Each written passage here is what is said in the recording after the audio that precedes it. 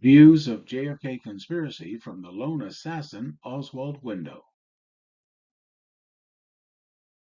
All these decades later, I can instantly recall the raw emotions and disbelief that gripped me on the day I looked through the eyes of a cold-blooded assassin who changed history forever. Perhaps it's because I still reflect on the enormity of how potentially different it might be today if those bullets had missed their target in Dallas. Perhaps it's because I can't imagine the trauma of the witnesses in Dealey Plaza who saw President Kennedy's head erupt in a bloody haze, changing their lives and a nation forever. Perhaps it's the images that won't fade. Zapruder frame 313 on the previous slide. Jackie subconsciously climbing out onto the trunk of the car to retrieve a piece of her husband's skull. Or John Jr.'s heartbreaking salute to his slain father on his third birthday. Or perhaps it's because my unique perspective of the kill site from the sniper's window made me realize how unlikely it was that this shooter was the only assassin who fired at President John F. Kennedy on November 22, 1963. If you have visited Dealey Plaza, stood on the curb and fixed your eyes on that unnerving X on Elm Street where a president's life ended, you start to get a sense of what I'm talking about. But for me, there's even more. All these years later, the X on the road still elicits the gambit of emotions in people. Even in 2025, I can see it on their faces, and not just those old enough to remember. All seeming to be wannabe sleuths looking to solve America's ultimate cold case. We all search for answers in Dealey Plaza to the multitude of mysteries that continue to haunt America. From that X on the road minutes later, I would be shaking the hand of a stranger, more than I could possibly fathom.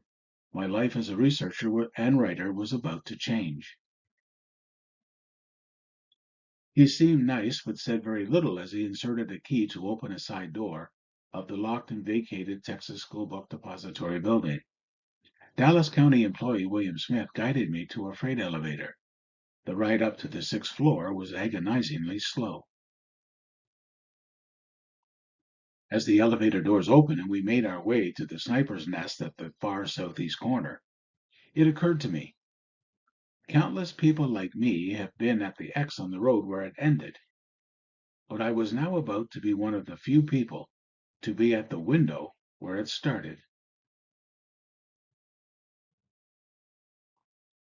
As I approached the infamous sniper's nest, any emotions I was beginning to experience were suddenly halted by an observation that took me by surprise. Although I had seen this picture in the Warren report of FBI investigators examining the assassin's nest, as I approached the window with William Smith, I was still surprised to notice how low the open window was to the floor, just 16 and 3/8 inches. As you see me at the window, unless the assassin was Wyatt Earp and could expertly fire his rifle from the hip, the shooter had to kneel or crouch to point his rifle downward to Elm Street below and locate his famous target in the telescopic sight. This is because the only part of the window that opens, the lower window pane, slides up only 17 inches, which my host opened to the max so I could point down to the kill site, much like the assassin needed to do with his rifle. In this crouched or kneeled position, the assassin had to fix his telescopic sight on the back of JFK's head, moving away from him at 11 miles per hour. While I found such a shooting posture to be a rather unsteady position,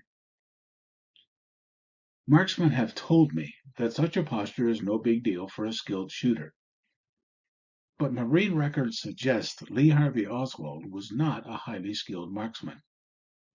And how do we factor in the added pressure that the gunman was shooting to kill the President of the United States? After William Smith opened the window, as it was on November 22nd, 1963, I finally stood at the very spot as the assassin and looked down from the infamous sniper's nest. It occurred to me how cold-blooded the assassin had to be. Despite 15 years having passed by, I couldn't prevent the enormity of that moment from affecting me.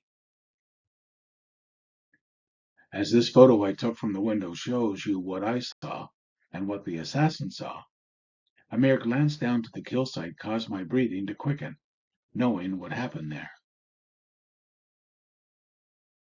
The contrast immediately struck me. I was visibly nervous at the mere thought of shooting to kill the president. The assassin had to be totally calm and collected to actually do it. As I visualized taking aim for the first shot, I couldn't steady my hand pointing out the window. Despite the cool air, I felt sweaty and out of sorts. My rendezvous with this historical moment proved to be unsettling despite having an advantage over most tourists. Unlike almost all other visitors to Dealey Plaza at that time, I didn't have to imagine what happened on that horrific day. I had come to know noted original researcher Penn Jones, Jr., then a reporter like me, and the editor of a suburban Dallas newspaper, the Midlothian Mirror. Penn had penned several articles critical of the Warren Report, and teamed up with film expert Robert Groden to produce a narrated version of the Zapruder film, gifting me a copy to show at my live seminars.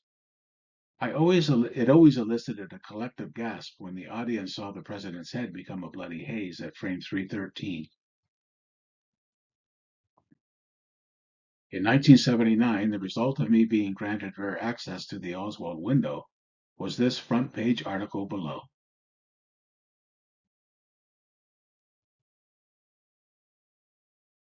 Sadly, a planned series of articles was halted when a flood destroyed the film negatives of these two photos and others taken inside the Book Depository building.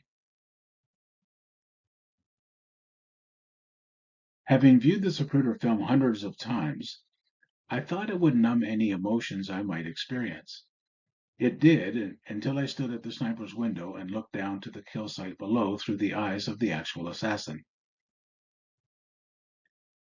Unlike most visitors to Dealey Plaza back then, the Zapruder film was burned into my mind, leaving little to imagine.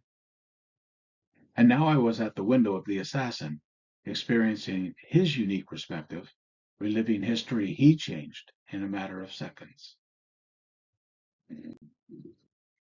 Mr. Smith was understanding of my need to soak in the tragic seconds it took to alter history forever from the sniper's lair.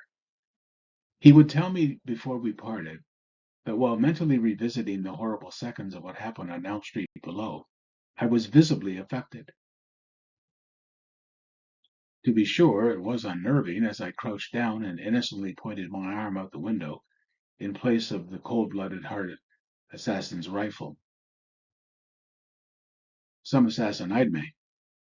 The mere imagining of me assassinating the US president instantly altered my mental and physical state, and I didn't also have to worry about trying to escape.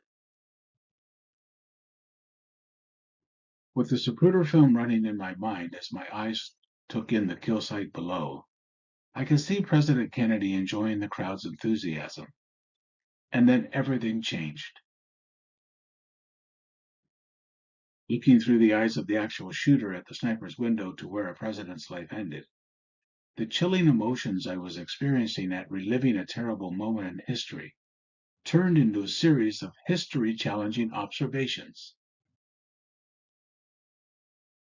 Those who are familiar with the motorcade route as the procession entered Dealey Plaza, as well as the position of the gunman waiting in the Book Depository 6th floor southeast corner window, have always wondered why the lone assassin allowed the JFK cart to turn left onto Elm Street directly beneath him and let it move away from him at 11 miles per hour before firing at his target. As this sniper's view from the 6th floor window shows, the approaching JFK limousine on Houston Street would slow down to 5 miles per hour to make the sharp left turn onto Elm Street 60 feet directly beneath him.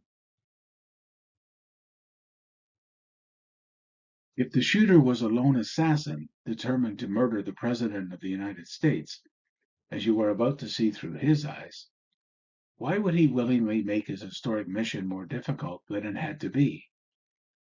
My rare access to the lone assassin window, enabling me to observe exactly what the sniper did, made it even more perplexing that he didn't take the easiest shots available to him. The thought occurred to me that shots fired with JFK still on Houston Street might be more telling as to where the shots came from, thereby making it more difficult for the assassin to escape.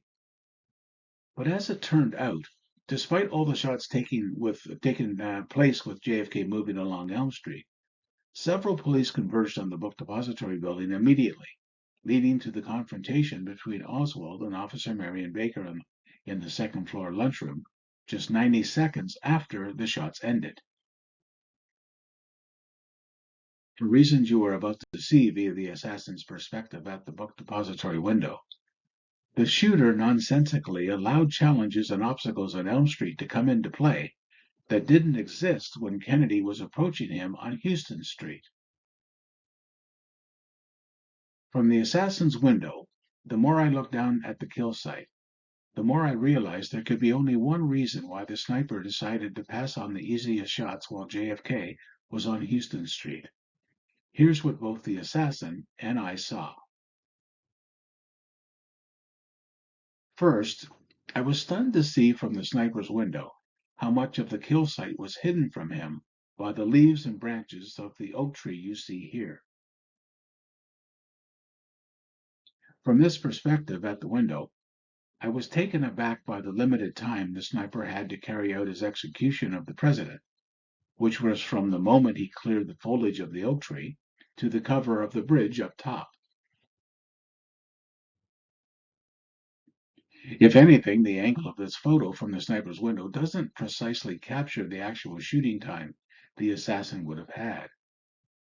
People who visit Dealey Plaza are almost always surprised by how small the kill site is and how close to safety JFK was, if only his limousine had reached the cover of the bridge ahead.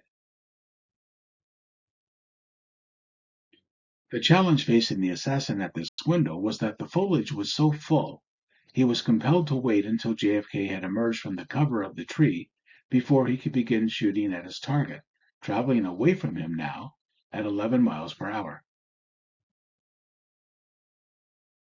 By now you are having a yeah, but moment.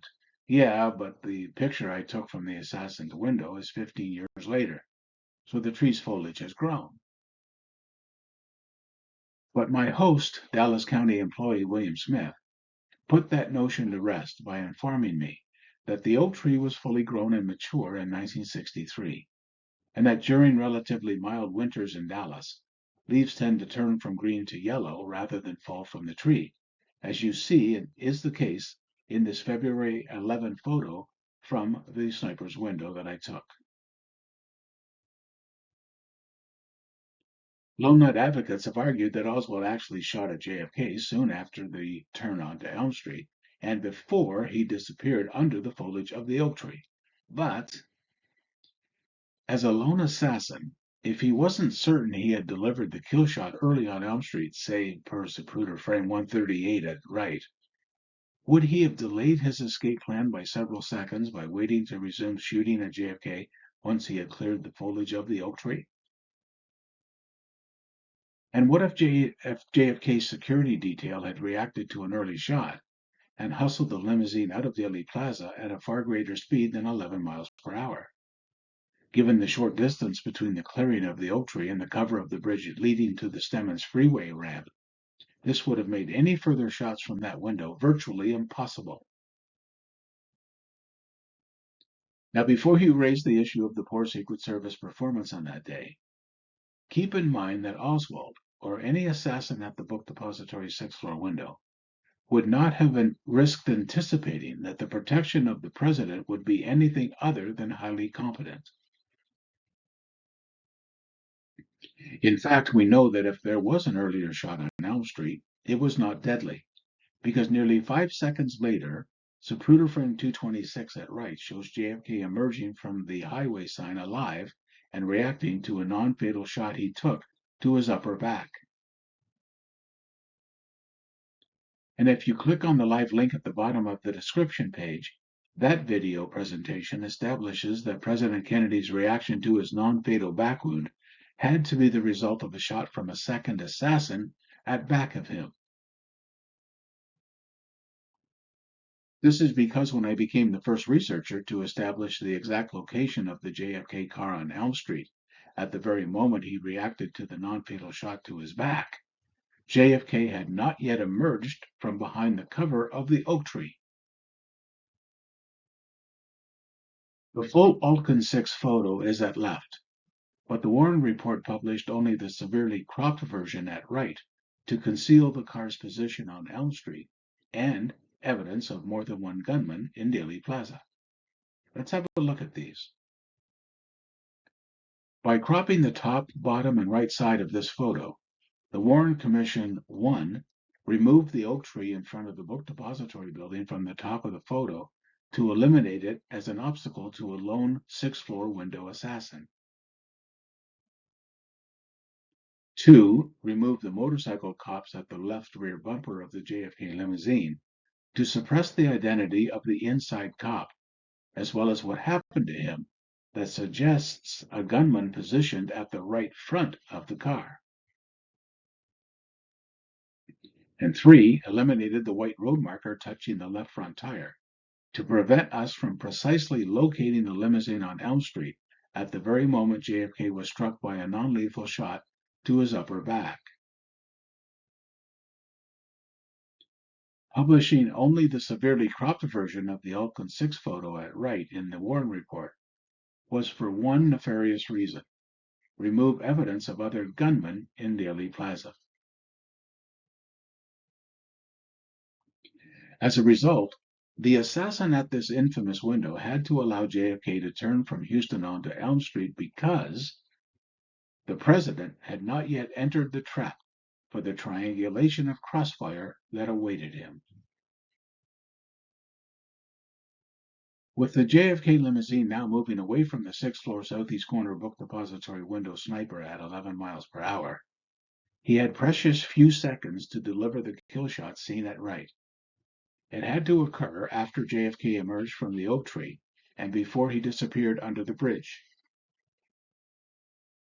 Being able to look through the eyes of the assassin at the 6th floor window and multiple visits to Dealey Plaza kill site, the viability of multiple gunmen to me overwhelms the evidence in the Warren Report of there being a lone assassin. For instance, upon making another startling discovery after just 15 minutes at the infamous sniper's window, the question became, did he pass on the easier shots with JFK's car on Houston Street by simple poor planning?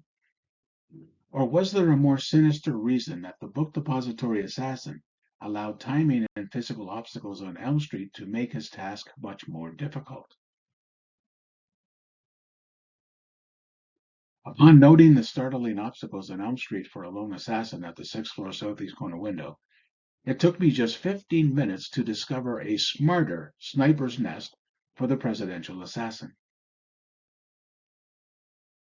If you click on the live link at the bottom of the description page, that video discusses a smarter sniper's nest I discovered for a lone assassin that eliminates the obstacles he faced at the 6th floor southeast corner window and gives the shooter an unobstructed view of his target identical to when JFK was on Houston Street. An oddity endures about the smarter sniper's nest I discovered for a lone assassin as we mark the 62nd anniversary of JFK's death.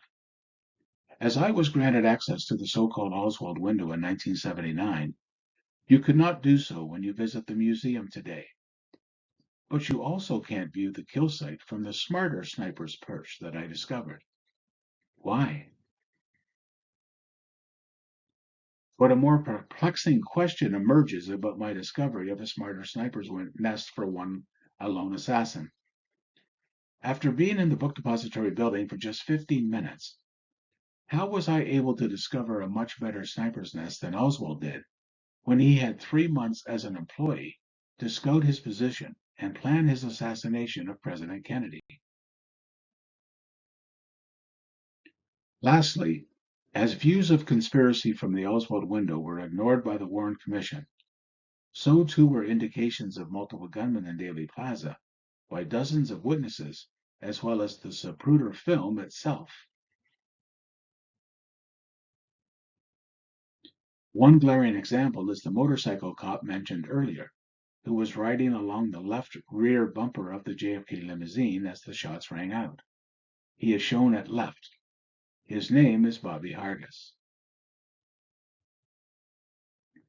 Notice his position in relation to JFK. Because of his testimony and what physically happened to him as a direct result of the JFK fatal headshot, you won't find Bobby Hargis's name or testimony in the 888-page summary edition of the Warren Report. Hargis was also conveniently deleted from the famous Altkin 6 photo. So while the commission tried to make Hargis vanish, his disturbing story is told in a video on this platform per the image at left. As that video shows, the direct result of the JFK lethal headshot prompted Hargis and two other key people to have an identical instinctive natural physical reaction that could only have happened if that deadly shot had come from the right front of the limousine. As this JFK Case Not Closed YouTube channel documents, views of the kill site from the Oswald window, dozens of witnesses and much of the physical evidence are examples of how or what the Warren Commission dismissed, ignored, altered, or suppressed to frame Lee Oswald as the lone assassin. And now it's your turn. If you have been to the Dealey Plaza kill site of America's 35th president, how did it make you feel? And what were your observations about that horrible day? Whether you visited Dealey Plaza or another historical site, please go to the comments section of this video and share your experience with us and our shared goal of history being truthfully told. Thank you.